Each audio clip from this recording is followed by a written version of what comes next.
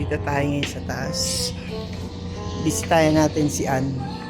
Ito yung ating pag-game ngayon. So, ito pala yung sa Friday pero buwan naman natin si Ann. Meron tayong pamimigay na 50 pesos. Yan lang nakayanan natin guys. Kaya pasensya na guys. So, ito naman yung What's in the Box Challenge. So, huhulaan lang nila kung ano yung dalawa dito. Dalawang item. Ayan. Papahulaan natin kaya siya yung pinakauna.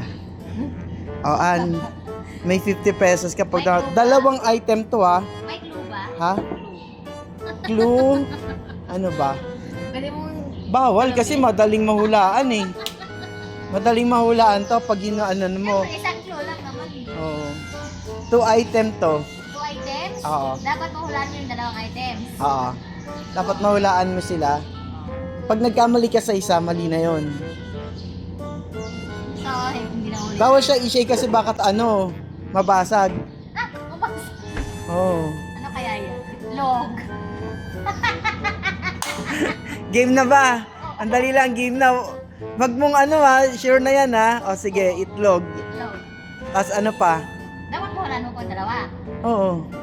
Log. Kasi dalawa. Bawal nga i-shake eh.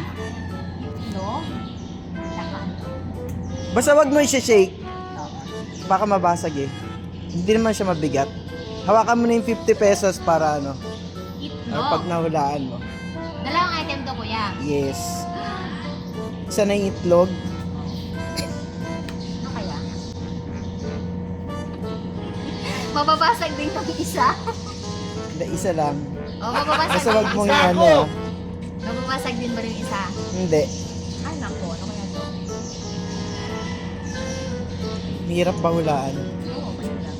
Pero alam ko itlog yung isa dyan. Kasi Ano yung si Shika? mababasag. Yung isa hindi nababasag. Wala, bawal mag-glue. Ang daya mo eh. Mamaya mahulaan mo na siya eh. Layo ni ano. Pag mali yung isa, wala. Oo. Ay, naku. Hawak na yun yung 50 pesos para pag nahulaan niya. Ano yung isa? Kailangan dalawa mahula mo. Pag natama ka doon sa isa, nagkamali ka sa isa, wala pa rin yun. Talo pa rin. Log at saka. Barya. Barya. Anong barya?